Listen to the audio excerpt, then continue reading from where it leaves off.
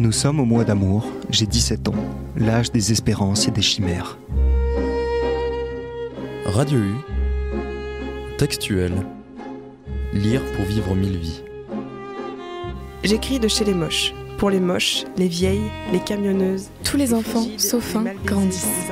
Ils savent très tôt qu'ils grandiront. Les tarés, toutes les exclus du grand marché à la J'avais bonne fait mère. remplir un flacon d'acide chlorhydrique et je le gardais sur moi en permanence avec l'idée de le jeter un jour à la gueule de La quelqu'un. petite, au chapeau de feutre. Tu aimes les hommes d'amour, d'enthousiasme, et tu es féministe depuis l'adolescence. Accoudée au bastingage. La petite ville de Verrières peut passer pour l'une des plus jolies de la Franche-Comté. Textuel, lire pour vivre 1000 vies. Des textes choisis et lus par Marie-Philippe.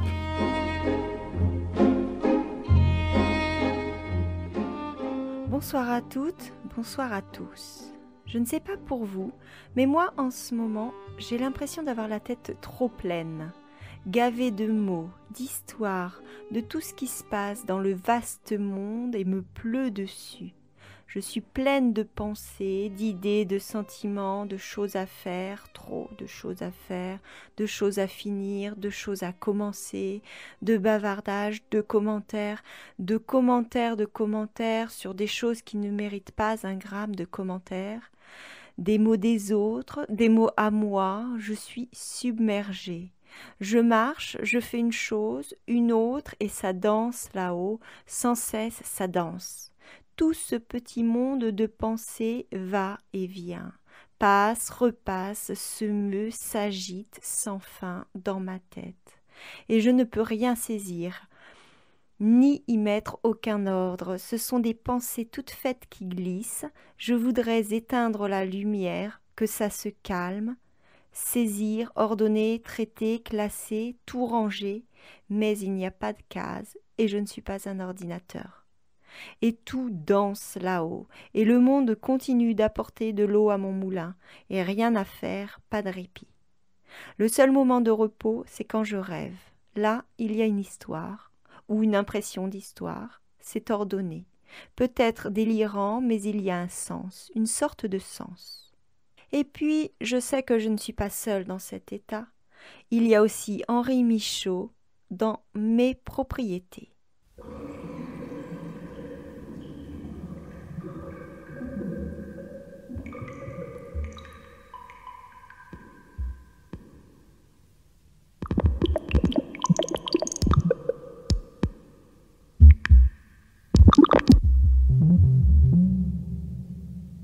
Dans mes propriétés, tout est plat, rien ne bouge. Et s'il y a une forme ici ou là, d'où vient donc la lumière? Nulle ombre. Parfois, quand j'ai le temps, j'observe, retenant ma respiration. À l'affût, et si je vois quelque chose émerger, je pars comme une balle et saute sur les lieux. Mais la tête, car c'est le plus souvent une tête, rentre dans le marais. Je puise vivement, c'est de la boue. De la boue tout à fait ordinaire ou du sable. Ça ne s'ouvre pas non plus sur un beau ciel. Quoiqu'il n'y ait rien au-dessus, semble-t-il, il faut y marcher courbé comme dans un tunnel bas.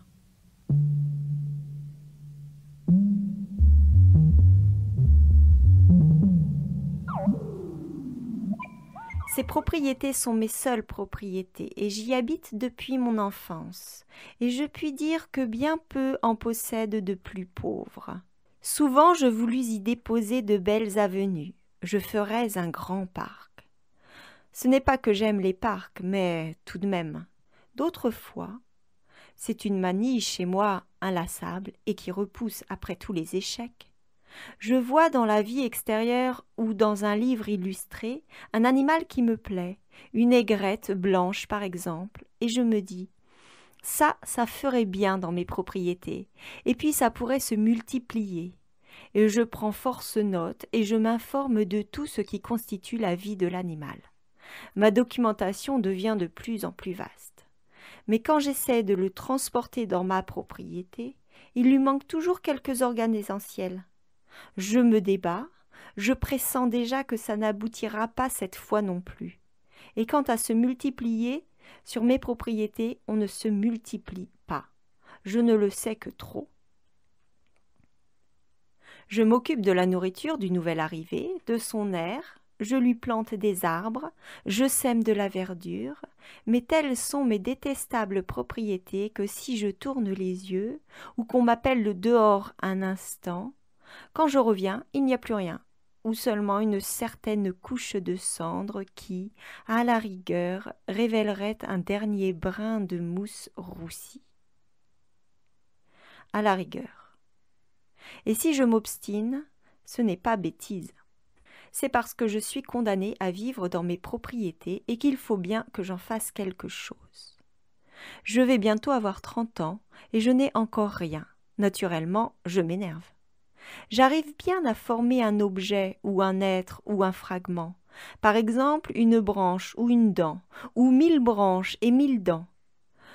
Mais où les mettre ? Il y a des gens qui, sans effort, réussissent des massifs, des foules, des ensembles. Moi, non. 1000 dents, oui. 100 000 dents, oui. Et certains jours, dans ma propriété, j'ai là 100 000 crayons. Mais que faire dans un champ avec 100 000 crayons? Ce n'est pas approprié. Ou alors mettons 100 000 dessinateurs. Bien, mais tandis que je travaille à former un dessinateur, et quand j'en ai un, j'en ai 100 000, voilà mes 100 000 crayons qui ont disparu. Et si pour la dent, je prépare une mâchoire, un appareil de digestion et d'excrétion, sitôt l'enveloppe en état, quand j'en suis à mettre le pancréas et le foie, voilà les dents parties, et bientôt la mâchoire aussi, et puis le foie, et quand je suis à l'anus, il n'y a plus que l'anus, ça me dégoûte. Car s'il faut revenir par le côlon, l'intestin grêle et de nouveau la vésicule biliaire, et de nouveau tout, alors non, non. Devant et derrière, ça s'éclipse aussitôt. Ça ne peut pas attendre un instant. C'est pour ça que mes propriétés sont toujours absolument dénuées de tout, à l'exception d'un être ou d'une série d'êtres, ce qui ne fait d'ailleurs que renforcer la pauvreté générale et mettre une réclame monstrueuse et insupportable à la désolation générale. Alors je supprime tout, et il n'y a plus que les marais, sans rien d'autre, des marais qui sont ma propriété et qui veulent me désespérer. Et si je m'entête, je ne sais vraiment pas pourquoi.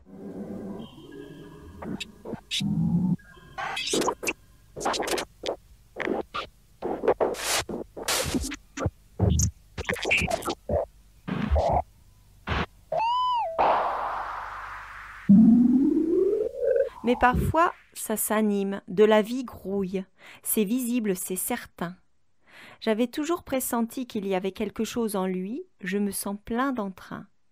Mais voici que vient une femme du dehors, et me criblant de plaisirs innombrables, mais si rapprochés que ce n'est qu'un instant, et m'emportant en ce même instant dans beaucoup de fois le tour du monde.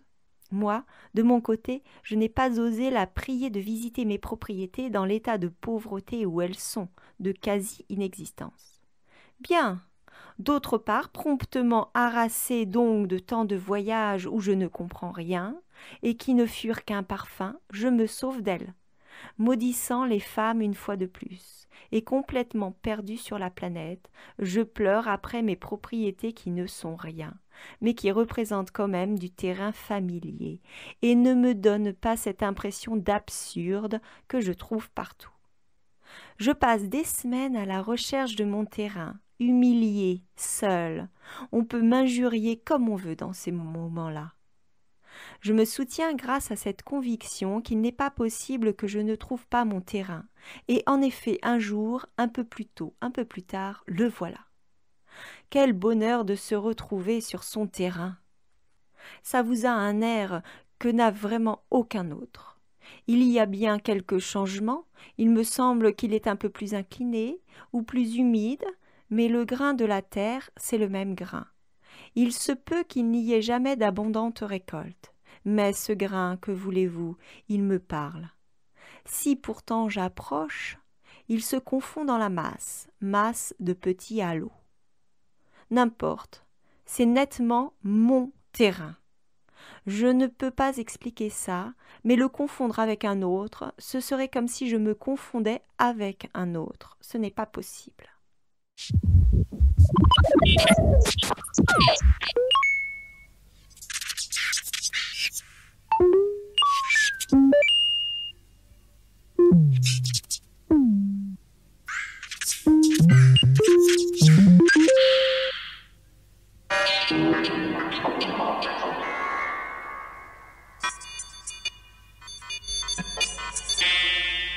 Il y a mon terrain et moi, puis il y a l'étranger. Il y a des gens qui ont des propriétés magnifiques, et je les envie. Ils voient quelque chose ailleurs qui leur plaît. Bien, disent-ils, ce sera ma propriété. Sitôt dit, sitôt fait, voilà la chose dans leur propriété. Comment s'effectue le passage? Je ne sais. Depuis leur tout jeune âge, exercés à amasser, à acquérir, ils ne peuvent voir un objet sans le planter immédiatement chez eux, et cela se fait machinalement. On ne peut même pas dire cupidité, on dira réflexe. Plusieurs même, sans doute à peine. Ils ont des propriétés magnifiques qu'ils entretiennent par l'exercice constant de leur intelligence et de leur capacité extraordinaire. Et ils ne s'en doutent pas. Mais si vous avez besoin d'une plante, si peu commune soit-elle, ou d'un vieux carrosse comme en usait Joan V du Portugal, ils s'absentent un instant et vous rapportent aussitôt ce que vous avez demandé.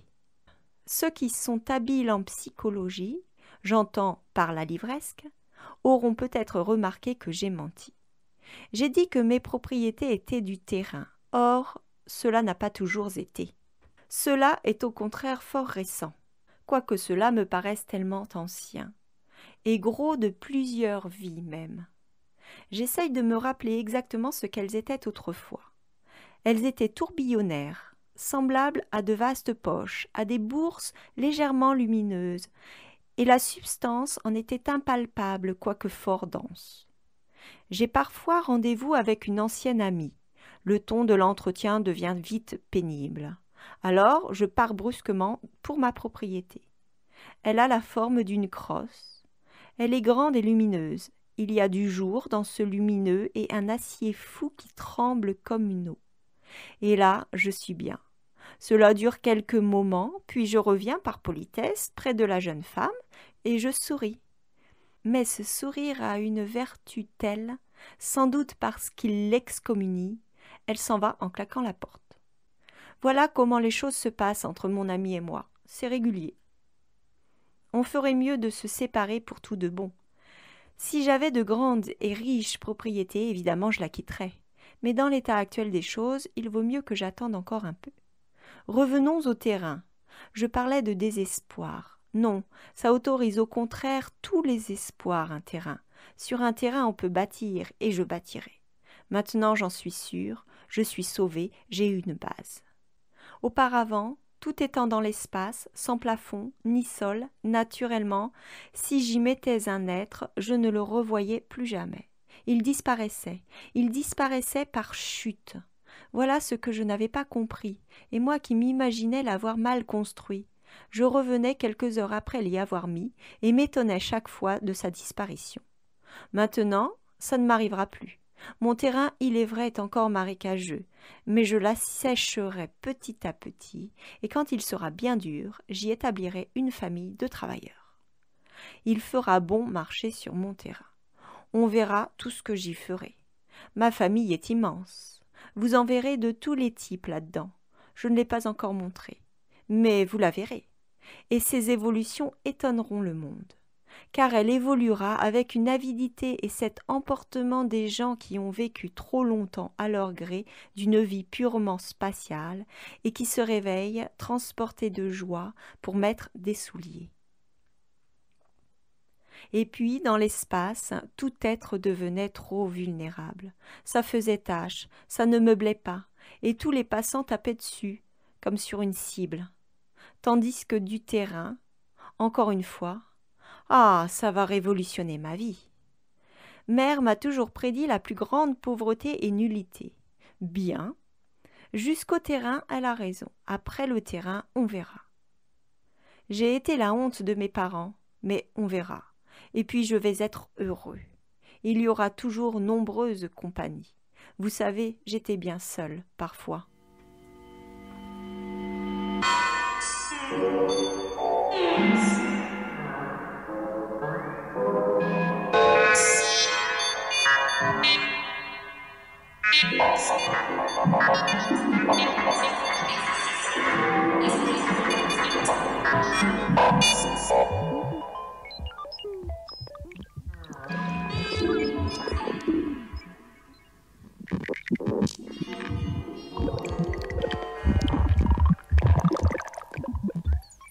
La paresse.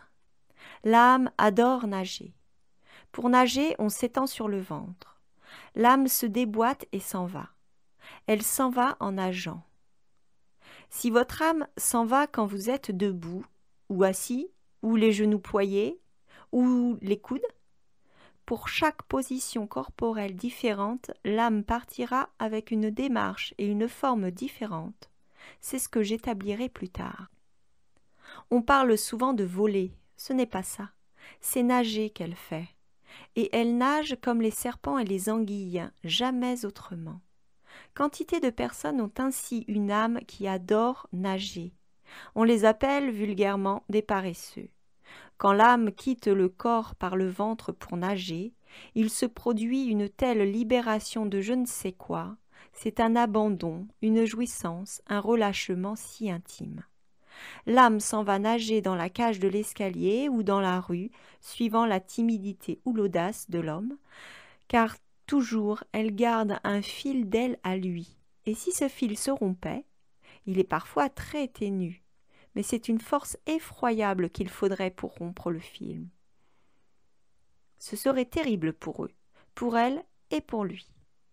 Quand donc elle se trouve occupée à nager au loin, par ce simple fil qui relie l'homme à l'âme, s'écoulent des volumes et des volumes d'une sorte de matière spirituelle, comme de la boue, comme du mercure, ou comme un gaz, jouissance sans fin. C'est pourquoi le paresseux est indécrottable, il ne changera jamais. C'est pourquoi aussi la paresse est la mère de tous les vices. Car qu'est-ce qui est plus égoïste que la paresse? Elle a des fondements que l'orgueil n'a pas. Mais les gens s'acharnent sur les paresseux.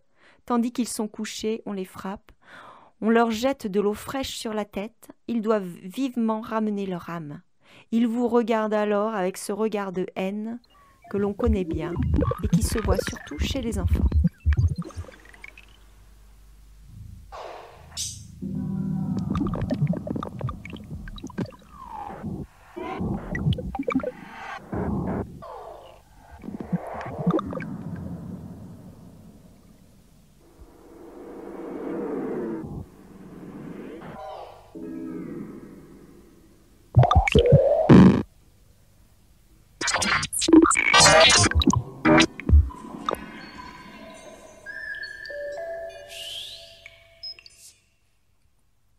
Je vous ai lu des textes de Henri Michaud, extraits du recueil La Nuit remue, édité chez Gallimard en 1967.